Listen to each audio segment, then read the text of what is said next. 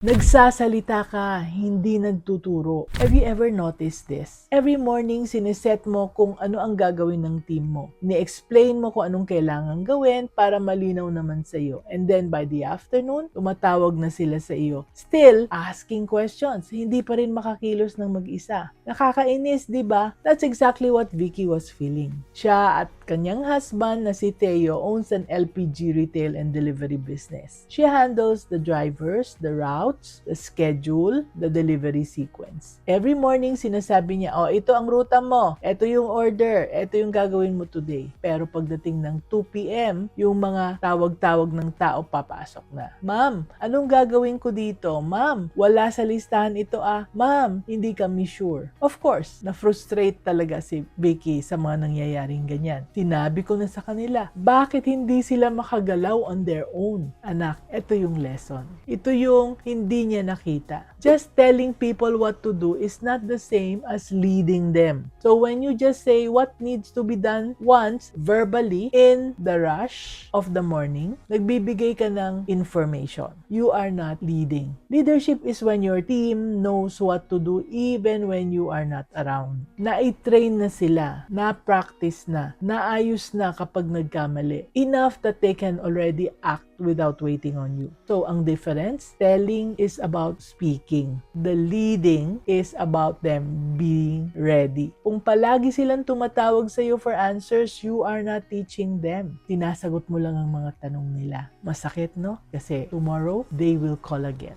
Kaya remember, let's be business-minded Pinoy. Hinire mo sila, tinrain mo na sila, nagtiwala ka sa kanila. Pero, bakit sila pa rin ang problema? Late deliveries, constant mistakes, walang initiative, di ba? And you end up redoing everything yourself. Kasi, mas mabilis na ikaw na lang ang gumawa. Naku anak, I get you. You are trying your best. Clear naman ang instructions mo at napakapasensyoso mong mag-explain. Pero, bakit parang wala pa rin nagbabago? The truth is that it is not because our people are lazy. It's because we don't have a system to grow them. Yan ang masakit na lesson na natutunan ko sa 40 plus years ko as a business owner. And that is why I have poured all the learnings that I have into my book, Grow Your People Pinoy. 7 steps para i-grow ang ating negosyo through our people. What if you're hiring the wrong people from the start? What if yung training mo ay hindi nag-i-stick dahil walang structure?